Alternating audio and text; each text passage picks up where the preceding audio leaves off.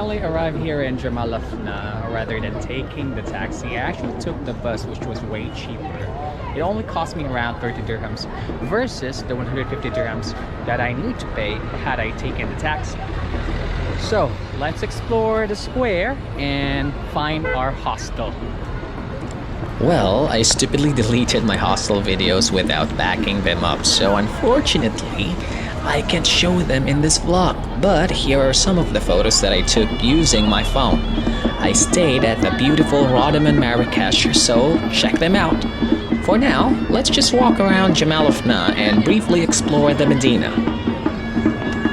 Jemaa Elfnaa is the heart of old Marrakech. Its endless food options and raw entertainment will simply bedazzle you. Oh yeah, funny story. See this guy right here with his hands on his back? I thought that he was just being friendly by offering a handshake, but when he reached for my hand, I noticed that he was actually holding a snake. So I immediately ran and freaked out. God, I almost shit myself.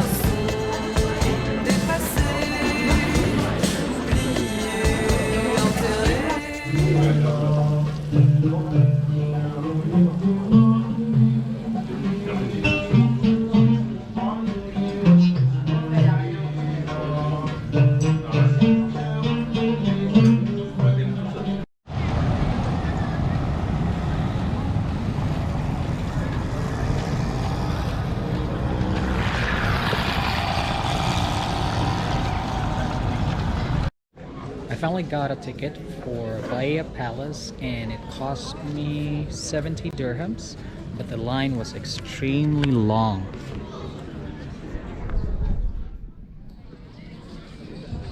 So yeah, let's explore the palace.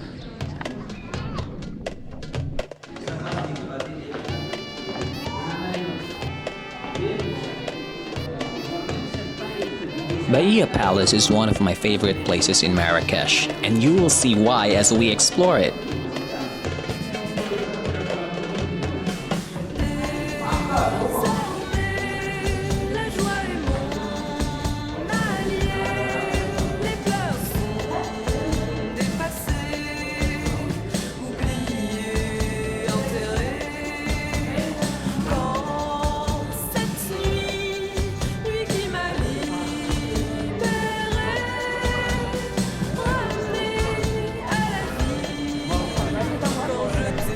I really love the mosaics and patterns that adorn the palace. Just look how intricate the design is.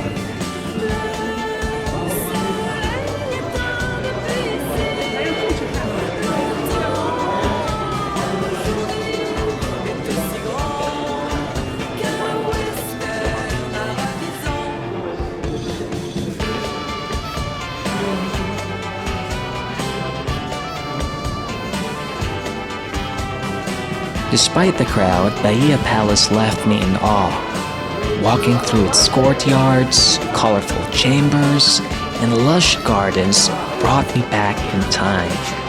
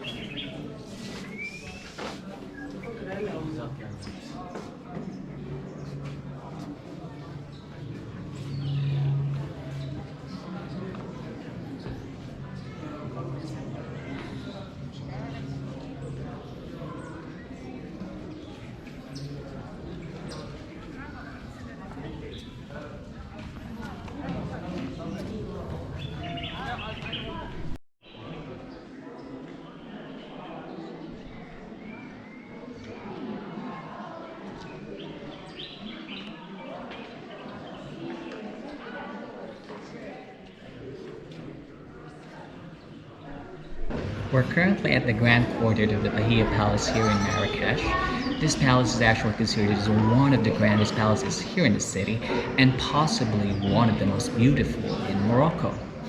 This was built in the 19th century by Minister Ahmed bin Musa to commemorate the name of his wife, who was Bahia.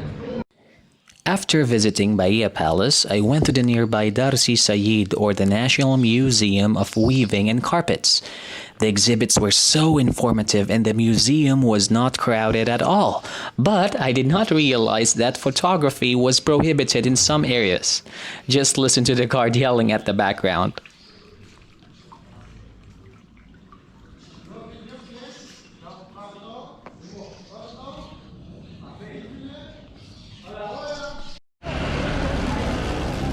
Alright, so here I was making my way to the ruins of El Badi Palace.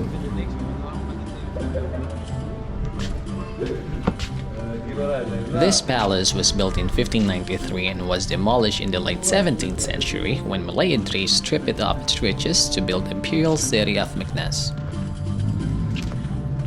We're actually at El Badi Palace and want to see something interesting? Check this out. A photo shoot for their wedding, a bridal photo shoot. Right here in Marrakech. Oh my god. They flew all the way from China just to have a photo. Wow. The ruins also served as a prison for Marrakech. Visitors can enter the dungeon, which houses the small and dark prison cells. Chains and shackles were also on display.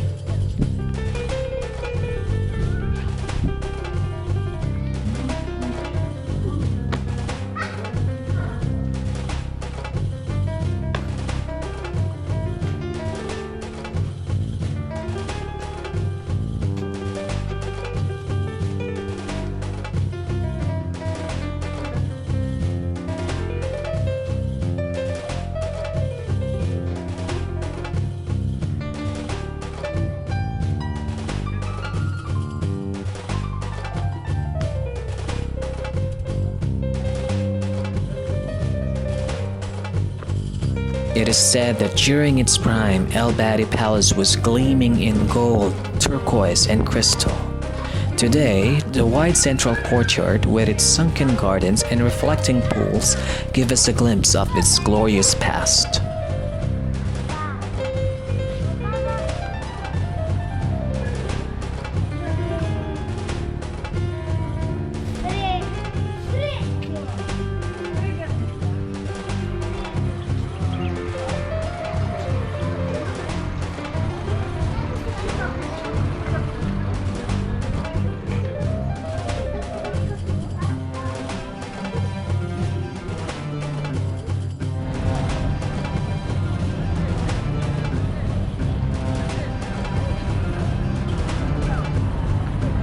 Heading back to Jemaa Elfnaa, I made a brief stop at Qutubiyya Mosque to admire its towering minaret.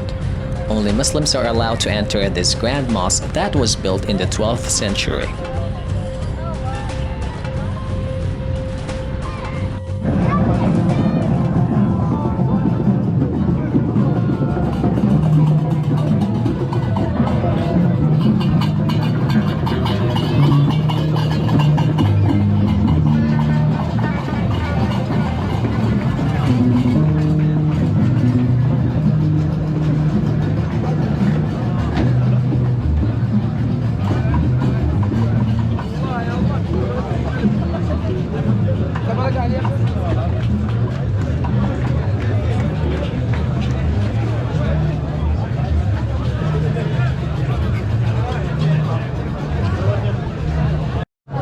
For my last supper in Marrakech, I decided to eat at one of the food stalls on Jemaa Elfnaa. I had Moroccan metse and roasted sheep entrails, which were delicious.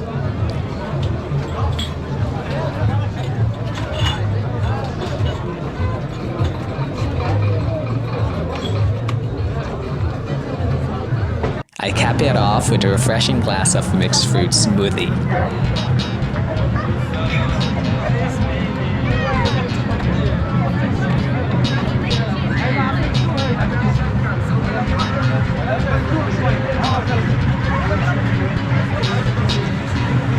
Okay, thank you so much for watching my first vlog.